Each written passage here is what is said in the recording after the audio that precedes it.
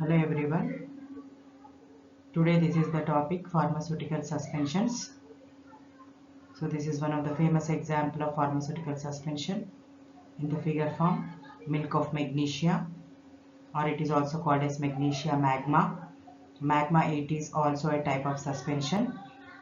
Before going into the presentation, suspensions, they are also called as dispersed systems in which two phases are present, dispersed phase and continuous phase.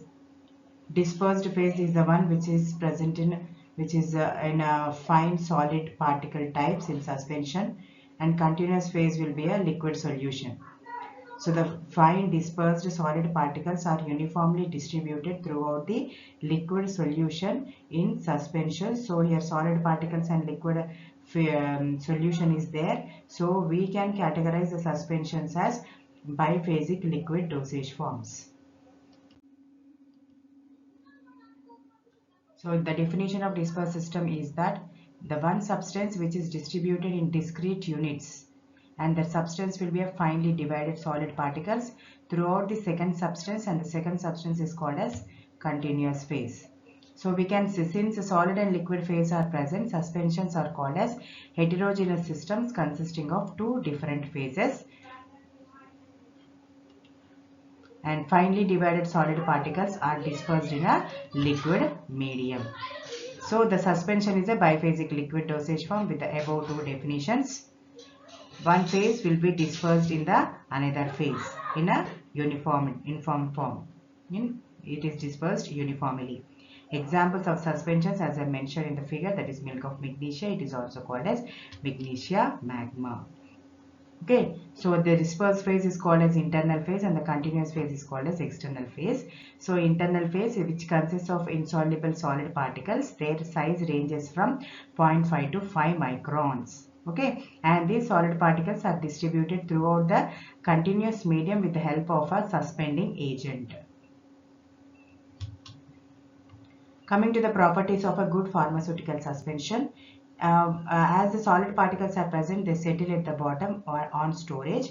So during administration, it should be readily redispersible. So for this reason, we will be writing the directions for use for pharmaceutical suspension is shake well before use. Shake well before use. And on gentle shaking, the solid particles should be uniformly distributed and accurate dosing should be obtained on administration. It should be easily pourable and the particles should be of very small and uniform size, should be free from grittiness, and they should be physically and chemically stable. Next. So the suspensions are classified based on three categories. First one is based on route of administration. It is classified as oral suspensions, topical, parenteral and ophthalmic. Parenteral and ophthalmic suspensions should be sterile and free from gritty particles. Oral suspensions, these are taken orally into the stomach and they should contain some flavoring agents and sweetening agents so that the bitter drugs can be easily prepared in the form of oral suspensions, especially antibiotics. Then topical suspensions, examples is that lotion, which is in the form of a suspension which consists of maximum amount of solid particles. They are meant for external application and they should also be free from gritty particles. Then next is based on the nature of the dispersed phase and the method of preparation. If the solid particles are diffusible type, indiffusible type, then if they are wettable solids, based on that also they are classified. And then third one is according to the nature of the sediment. That means if the solid particles which are settled at the bottom on storage, if they form a soft cake or hard cake. Based on the formation of soft cake and hard cake, they are classified as flocculated suspensions and deflocculated suspensions. Okay, so deflocculated suspensions, here it is mentioned as non-flocculated suspensions. Okay, so what do you mean by flocculated suspensions? Here the solid particles, they settle at the bottom of the container in the form of a soft cake. So on shaking, they will be uniformly distributed throughout the continuous phase. Then these solid particles, they will form a soft cake in the form of loose aggregates and they are easily redispersible, but the suspension is not very elegant in this particular flocculated suspension, and there should be a balance between the rate of sedimentation and the nature of sedimentation, and pourability of the suspension also influences. Then coming to the non-flocculated suspension, here the particles which are settled at the bottom, they form hard cake. Redispersibility will be difficult, and since here the large aggregates are formed, and these aggregates they themselves acts as individual particles, and these as individual particles. Because of that, they look more elegant as a dispersed phase, and since they are of a heavy weight, these large aggregates, they suspend for a long time and give uniform appearance. And in market, the deflocculated suspensions are present when compared with the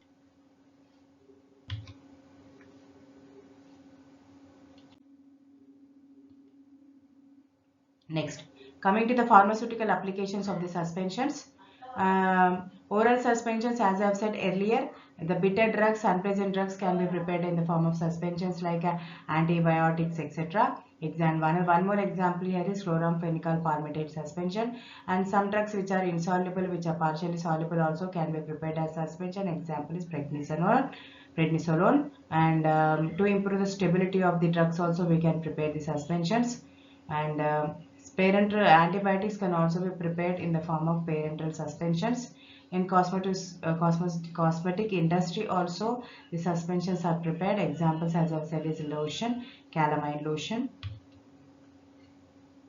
The next, disadvantages of suspension. Every dosage form has its own advantage and disadvantages. Coming to the disadvantages of suspension is accuracy of the dose. 100% we can't say, predict, and it is quite difficult when compared to other dosage forms in preparation. Sedimentation of the particles is one of the major disadvantages of the suspension. So as I have said, to make the solid particles uniformly distributed throughout the continuous phase, there should be a suspending agents. Suspending agents, they should be inert. Examples are methyl cellulose, carboxymethyl cellulose, that means cellulose derivatives, HPMC, sodium arginate, etc. So these are the loose aggregates which are formed in the flocculated suspension. This is the hard aggregate, a large size aggregate which is formed in the deflocculated suspension, and this itself acts as a single particle in case of deflocculated suspension. See the sedimentation of this deflocculated suspension and flocculated suspension. So these are the loose aggregates we can say. And because of this loose aggregates, the sedimentation rate is increased. Redispersibility is easy. The porosity between the network-like structure, we can say it as network-like structure, and porosity in the flocks is observed in case of flocculated suspension. Then deflocculated suspension. Here, the large aggregates itself acts as a single entity.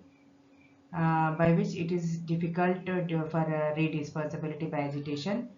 Hard cake is formed, so we can also say it as a claying is absorbed in deflocculated suspension.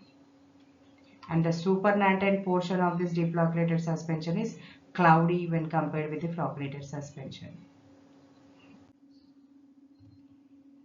So these are some differences between the deflocculated suspension and flocculated suspension. Coming to the appearance, the deflocculated is present or elegant in appearance due to uniform dispersion of large entities of particles, and it is somewhat unpleasant. Then the supernatant remains cloudy in case of deflocculated suspension. In case of flocculation, it is very clear, as we have observed in the last slide.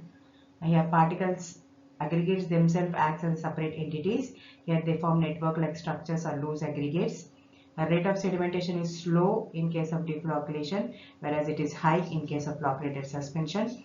And redispersibility is somewhat difficult in case of deflocculated suspension due to the formation of hard cake, whereas it is easy in case of flocculated suspension. Bioavailability is higher when compared with the deflocculated suspension when compared with the flocculated suspension, because large surface area is exposed in case of deflocculated suspension when compared to the smaller size particles or small aggregates, and due to small aggregates smaller surface area is exposed and bioavailability will be less.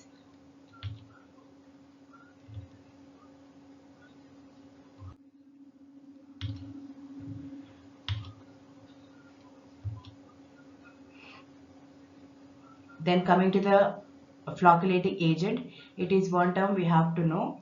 These are the agents which are added in the flocculated suspensions. Generally, these are electrolytes like sodium chloride, aluminum chloride, these salts we can say, calcium salt, citrates, etc.